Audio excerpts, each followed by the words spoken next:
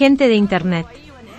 ¿Cuál es la historia de terror corta más escalofriante que conoces? Una noche de Halloween, muchos se quedaban viendo cuán realista era la decoración de la casa de la viuda Wilson. Este año fue mejor que la del año pasado. Cuando eran las 5 p.m. tenía un muñeco colgado del cuello en su techo. Cuando fue de noche se vio a un segundo, luego a un tercero. Pero lo que me sorprendió fue que antes del amanecer, había uno con forma de perro. Es raro, ninguno de sus trillizos tiene perros. Me pregunto qué hará el año entrante. Cuando estuve estudiando siempre amanecía con ganas de vomitar, en las noches, incluso en las siestas diurnas. Vivía solo en mi apartamento, fue el más barato que pude encontrar porque los dueños habían fallecido, y la renta era casi gratis. Es difícil ser estudiante en la gran ciudad. Con el tiempo comencé a comer menos y menos, esperando a que gracias a eso mis náuseas disminuyeran. Paulatinamente, las náuseas que sentía se convirtieron en caricias. Tan pronto sentía que alguien me tocaba, me despertaba. Mi apetito volvió cuando estaba usando el lento ascensor de principios del siglo XX, escuché que la vecina del 804 había hecho que su esposo adelgazara lo suficiente para que así cupiera en el mismo ataúd que ella, ya que pronto el cáncer la mataría, pero el esposo murió de hambre primero, nunca pudo cumplir su sueño de morir junto a su demacrado esposo. Aún vivo aquí, me faltan 3 semestres de carrera, las caricias ya se fueron, y he aprendido a controlar las náuseas. En un ancianato, de esos que no son para que los abuelos pasen sus mejores días, sino para que los hijos y nietos los abandonen, había un grupo de ancianos bastante olvidados. Y decían que cuando alguno de los ancianos no recibía visitas por más de 3 meses, decidían aprovecharlos. Unos incluso decían que para eso usaban el mismo camión de los suministros, que diligentemente hacía su recorrido por las casas aledañas después de pasar por el asilo. Uno de esos viejos era Jorge. No estaba totalmente anciano, pero sus hijos consiguieron a un buen abogado para que, mediante artimañas, convenciera al juez de que el buen Jorge estaba demente y era mejor para él entregar su pensión militar a sus hijos y quedarse olvidado hasta la muerte en un asilo. Cuando los rumores de lo que sucedía en aquel sitio llegaron a los oídos de Jorge, de inmediato supo que en escasos 3 meses sería aprovechado. La fecha se acercaba y aparentemente, cada vez con más rapidez. Faltando pocos días para el momento final, Jorge decide hacerse el muerto, sin ningún asco se caga encima y se queda quieto en su cama hasta que alguien se diera cuenta. Tan pronto dejó de moverse, los de mantenimiento, que algunos eran incluso contemporáneos con los huéspedes, abrieron la puerta rápidamente y lo subieron a una carreta, y lo dirigieron a la cocina, esperando quedó junto a la estufa, misma que con cuidado encendió tanto como le fue posible. Cuando entró la noche, ya la cocina estaba casi llena del volátil gas, y ya Jorge suponía su muerte por envenenamiento. Afortunadamente los cuchillos necesitaban filo, y mientras afilaban, Jorge los dejó a todos sin cena, sin cocina, sin ancianos, y sin asilo. Esa fue la historia del asilo que explotó décadas después de que quedara abandonado. Había una vez una pequeña aldea en el bosque cerca de París, siempre había sido un lugar tranquilo y seguro. Pero una noche, un extraño suceso sacudió al pueblo. Una joven llamada María había desaparecido sin dejar rastro, y nadie podía encontrarla. Los habitantes de la aldea comenzaron a murmurar sobre un monstruo que vivía en el bosque y se llevaba a las personas que se aventuraban demasiado lejos de sus hogares. Nadie sabía si era cierto o solo una leyenda, pero todos tenían miedo de salir de noche. Una semana después, María apareció de repente, sin explicación de dónde había estado. Pero algo estaba diferente en ella. Tenía una mirada vacía en sus ojos y no podía recordar nada de lo que le había pasado. A partir de ese momento, comenzó a tener sueños terroríficos y a escuchar voces en su cabeza. Cada vez que trataba de contarle a alguien lo que le había pasado, las palabras se le atragantaban en la garganta y no podía hablar.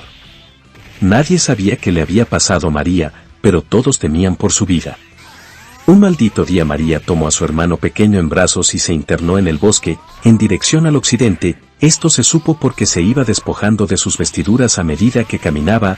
Lo mismo le obligaba a hacer al pequeño Gabriel, pero el rastro se perdió cuando hasta el último de sus trapos arrojaron al suelo.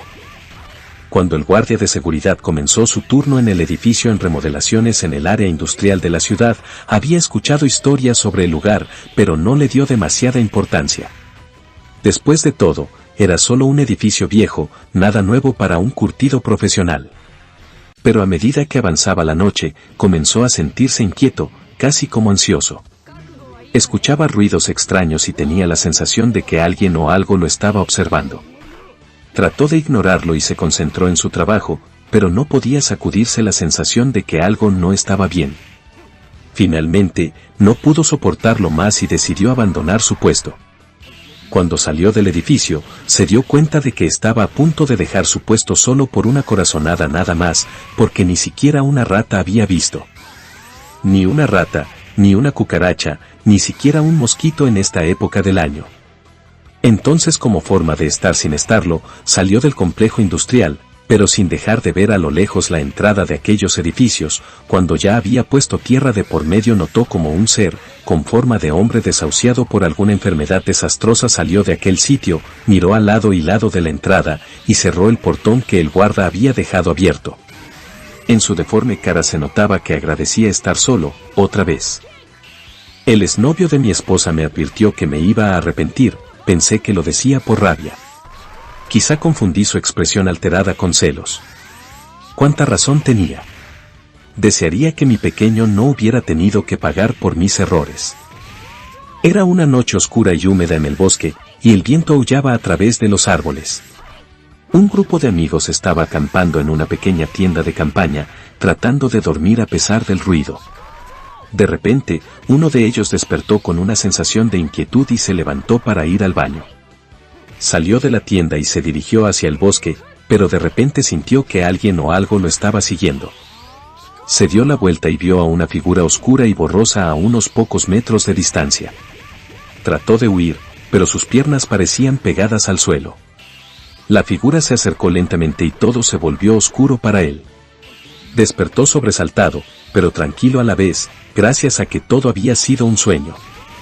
La tranquilidad le duró poco, hasta que su amigo le preguntó, ¿con quién saliste a pasear anoche? Había una vez una joven llamada Emily que vivía con su familia en una casa con todos los caprichos que Emily quería. Una noche, Emily estaba durmiendo en su habitación cuando de repente despertó con una sensación extraña. Se levantó de su cama y se dirigió a la ventana, pero no vio nada fuera. Sin embargo, cuando se dio la vuelta, vio a un hombre de pie en el rincón de la habitación. Tenía una sonrisa siniestra en su rostro y se acercó a Emily lentamente. Ella trató de gritar, pero no pudo emitir ningún sonido. Finalmente, el hombre desapareció, y Emily nunca volvió a verlo. Sin embargo, siempre tuvo miedo de volver a dormir en la misma habitación donde practica las autopsias. No sé si cuente como una historia de terror, pero una vez mi esposa se levantó a medianoche y por poco me electrocuta con un cargador de celular de los antiguos. Estaba dormida y ni siquiera los gritos que di cuando me metió el cable en la boca la despertaron. En una pijamada mientras jugábamos verdad o reto, una amiga confesó que había visto a alguno de sus vecinos matar a alguien.